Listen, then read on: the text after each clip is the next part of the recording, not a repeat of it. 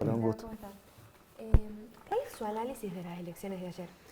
Bueno, tenés varias cuestiones que destacar. Primero, lo que recién ustedes planteaban, la figura de Axel Kicillof se consolida como el antagónico de Javier Milei, desplazando un poco a la expresidenta Cristina Fernández, precisamente por todas estas cuestiones que se han ido suscitando y más que nada por los resultados que han tenido en las elecciones de Buenos Aires.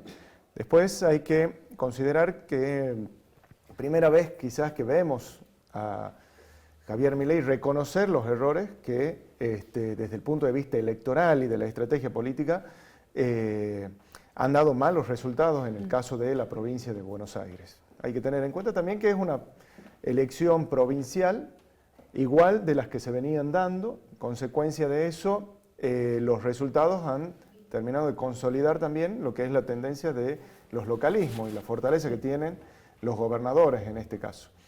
Y por otro lado, entender que quizás el crecimiento que ha tenido Fuerza Patria ha sido más por el desacierto de Javier Milei de poder nuclear o expandir la base electoral que por un crecimiento del peronismo en este caso puntualmente. ¿Por qué? En el año 2023, si nosotros hacemos retrospectiva en esto y vemos cómo fueron los resultados, el peronismo saca con Kicillof prácticamente 44,94%, una cosa así, casi 45% de votos, con una participación del 75%. Ayer votó 63%. Muy parecido al resultado que obtuvieron actualmente. En el caso de La Libertad Avanza, saca 24%, Patricia Bullrich, Juntos por el Cambio, sí, saca 26%, con lo cual tenés un crecimiento del voto de La Libertad Avanza, pero únicamente te acompañaron un porcentaje muy reducido, casi un 8% en este sentido, de lo que fue Juntos por el Cambio, que encontraron claramente dos opciones, o no participar, o por otro lado, alternativas locales, que puede ocurrir también acá en Tucumán.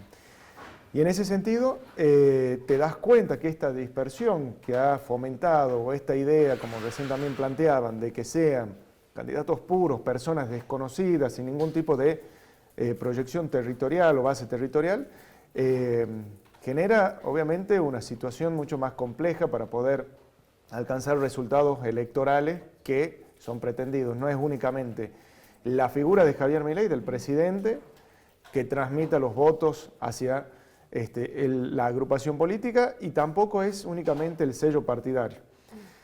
Y en ese sentido, creo yo que van a tener que replantear también cómo es en perspectiva, pensando ya en el 26 de octubre, cómo va a ser la estrategia para poder posicionar a los distintos candidatos a diputados que tienen en las provincias para poder levantar obviamente el resultado.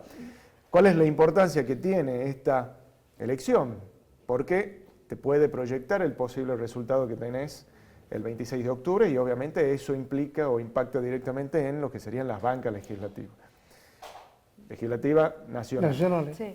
En este caso, legislativas provinciales, si nosotros nos ponemos a ver, recién pasaban ahí un cuadro en donde se ve que Fuerza Patria suma 2 legisladores a los que ya tenía, en cambio Javier Milei suma 6, o mejor dicho, La Libertad Avanza suma 6, con lo cual hay un crecimiento desde el punto de vista de representación en algún sentido. Pero bueno, los resultados generales te dan precisamente ese mapa, en donde la 1 y la 3 son donde concentra la mayor proporción de electores, y bueno, te da ese resultado de casi 13 puntos de diferencia entre Fuerza Patria y La Libertad Avanza. Simbólicamente es muy impactante y es significativo. Entonces, ese es el riesgo que hoy tienen. Los mercados, por ejemplo, decían que si perdía por 6 puntos era positivo, se lo veía positivo.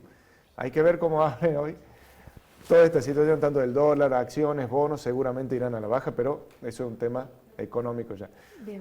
Hablaba de que el resultado podía también impactar un poco cómo van a ser los resultados en las provincias, ¿no? ¿Podría profundizar un poco más en eso? Bueno, a ver, desde el punto de vista simbólico, como te digo, es bastante fuerte porque te consolida la alternativa de un peronismo que quizás no es kirchnerista, un peronismo no kirchnerista, ¿sí?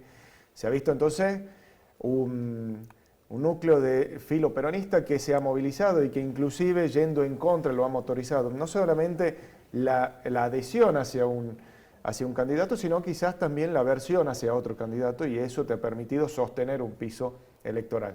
Sí. Y por otro lado, claramente te está mostrando que es muy posible que en las elecciones intermedias también este núcleo duro de La Libertad Avanza se movilice, pero no tienen en cuenta que en el balotaje gana prácticamente con todos los votantes de Juntos por el Cambio. Matemáticamente se había trasladado ese electorado hacia Javier Milei. Y creo que en este año, 2 años ya prácticamente, no ha considerado ese factor. Sí. Y sin embargo ha ido bastardeando y ha ido criticando permanentemente a quienes en su momento lo apoyaron. Y tenés una población que no está de acuerdo con esos modos. Bien. Acá en la provincia vos podés encontrar personas que se identifican con el presidente, pero que te votarían a distintas propuestas, como Roberto Sánchez, Paulo Modeo, Peli, Silvio Belomío. Entonces se dispersa el voto. Eso te puede impactar, obviamente, en que el resultado del peronismo que va unificado, por lo menos hasta el 26, tenga mejores resultados y proporcionalmente sea mucho más competitivo. Pero, está bien, pero la última vos decías que era 3-1. Sí. Cuando Milei todavía era Milei. Exactamente. Ahora puede ser mucho más, 3-1. Ese 1 está compitiendo con el candidato de La Libertad Avanza, precisamente. Que como, igual que ha pasado en Buenos Aires, esta idea de poder posicionar personas que son relativamente conocidas, quizás desde el punto de vista mediático, pero que no tienen una estructura territorial consolidada, es un riesgo en algún aspecto. Entonces te está mostrando que no es únicamente el sello partidario lo que atrae, sino que también es la figura, la persona. Hemos visto resultados como Montenegro, que ha ganado cómodamente, y por otro lado, no me acuerdo bien qué distrito es, en donde la sumatoria entre La Libertad Avanza y el otro partido que formaba parte, que es Hechos, si no me equivoco, el nombre del partido, prácticamente tenían un 50%, pero terminan perdiendo frente a un 30% de Fuerza Patria. Un distrito creo que es la segunda sección, no me acuerdo bien. Ahí te muestra justamente esta estrategia de división, de quitar las PASO, de jugar y apostar al sello, no es tan rigurosa al momento de obtener resultados electorales. Necesitas esos otros elementos que hacen a la construcción territorial, a la cercanía con la sociedad, y por otra parte también esta generación de empatía, desde algún punto, de tener en cuenta que hay ciertos valores que quizás la sociedad no negocia o quizás no está de acuerdo en acompañarte si vos trasvasás esos límites. Quizás no votarían al adversario, pero se abstendrían de ir a participar. ¿Sí? Díganse jubilados, universidad pública, etcétera. Hay un sinfín de cuestiones que con este objetivo de sostener el déficit cero ha ido avanzando necesariamente el gobierno, pero que obviamente puede impactar desde lo emocional, desde lo valorativo, y que no termina de convencer a ese elector que ha votado porque no quería votar a Sergio Massa en su momento y ha optado por Javier Milei, pero que en esta oportunidad no te acompañaría. Gracias. Gracias. Te agradezco muchísimo. Señora.